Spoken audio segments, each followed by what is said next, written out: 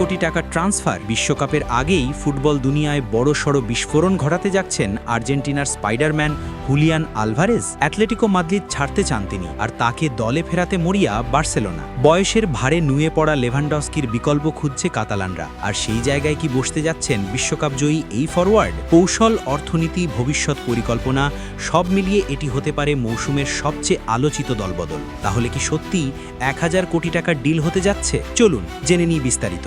ইউরোপীয় ফুটবলের দলবদলের বাজারে বর্তমানে সবচেয়ে আলোচিত নামগুলোর একটি হুলিয়ান আলভারেজ। আর্জেন্টিনার এই বিশ্বকাপজয়ী ফরওয়ার্ডকে ঘিরে চলছে তুমুল গুঞ্জন। তিনি নাকি অ্যাটলেটিকো মাদ্রিদ ছেড়ে যোগ দিতে পারেন বার্সেলোনায়। মাত্র এক মৌসুম আগেই প্রায় 95 মিলিয়ন ইউরোতে অ্যাটলেটিকোয় পাড়ি জমান আলভারেজ। কিন্তু কোচ দিয়েগো সিমিওনের রক্ষণাত্মক কৌশলের সঙ্গে তার আক্রমণাত্মক ও গতিময় খেলার ধরন পুরোপুরি মানিয়ে নিতে পারেননি। বিশেষ করে লা লিগায় টানা 13 ম্যাচ গোলশূন্য থাকা তার আত্মবিশ্বাস ও ভবিষ্যৎ নিয়ে প্রশ্ন তুলেছে। মাঠে নিজের স্বাভাবিক ছন্দ খুঁজে না পাওয়া স্পষ্ট ইঙ্গিত দেয় অ্যাটলেটিকো হয়তো তার দীর্ঘমেয়াদী ঠিকানা নয়। এই পরিস্থিতিতেই আগ্রহ দেখাচ্ছে বার্সেলোনা। কাতালান ক্লাবটির সামনে এখন বড় চ্যালেঞ্জ দলের প্রধান স্ট্রাইকার রবার্ট লেভানডস্কি কেরিয়ারের পড়ন্ত বেলায়। গোল করার ক্ষমতা এখনও তীক্ষ্ণ হলেও বয়সের ভারে তার গতি ও প্রেসিং আগের মতো নেই। আর বার্সার বর্তমান হাই ইন্টেন্সিটি ফুটবল দর্শনে প্রয়োজন একজন দ্রুত, পরিশ্রমী এবং বহুমুখী ফরওয়ার্ড। এছাড়া ফেরান তোরেসের দীর্ঘমেয়াদী ইনজুরি ও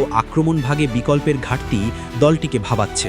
এই জায়গায় আলভারেজ হতে পারেন তুরুপের তাস। তাকে লা আরানিয়া বা মাকড়সা বলা হয়, কারণ তিনি কেবল বক্সের ভেতরে সীমাবদ্ধ নন, বরং পুরো আক্রমণ ভাগে জাল বিস্তার করে খেলেন। আলভারেজ শুধু প্রথাগত নাম্বার 9 নন, তিনি প্রয়োজনে নিচে নেমে মিডফিল্ডে বল বিতরণ করেন, উইং দিয়ে ভেতরে ঢোকেন, আবার ফলস 9 হিসেবেও খেলতে পারেন। বার্সেলোনার ঐতিহ্যবাহী পজিশনাল প্লে ও ছোট পাস ভিত্তিক আক্রমণাত্মক কৌশলের সঙ্গে তার খেলার ধরন দারুণভাবে মানিয়ে যায়। স্প্যানিশ ও আর্জেন্টাইন সংবাদ মাধ্যমের তথ্য অনুযায়ী প্রায় 70 মিলিয়ন ইউরো, বাংলাদেশি মুদ্রায় প্রায় 1000 কোটি টাকা খরচ করতে হতে পারে এই ট্রান্সফার সম্পন্ন করতে। বিশাল অঙ্ক হলেও বার্সা সভাপতি ও বোর্ড তাকে দীর্ঘমেয়াদী প্রকল্পের কেন্দ্রবিন্দু হিসেবে দেখছেন। অ্যাটলেটিকোর কাউন্টার অ্যাটাকিং ফুটবলে অনেক সময় বলের জন্য অপেক্ষা করতে হয় আলভারেজকে, যা তার স্বভাবজাত আক্রমণাত্মক মেজাজের সঙ্গে যায় না। অন্যদিকে বার্সা অধিকাংশ সময় বল দখলে রেখে প্রতিপক্ষের ডি বক্সের আশেপাশে আক্রমণ গড়ে তোলে, যা একজন ফিনিশারের জন্য আদর্শ পরিবেশ। বার্সায় গেলে তিনি নিয়মিত পাস পাবেন পেদ্রি এবং গাভির মতো সৃজনশীল মিডফিল্ডারদের কাছ থেকে, ফলে তার গোল সংখ্যা বাড়ার সম্ভাবনাও থাকবে বহুগুণ। অবশ্য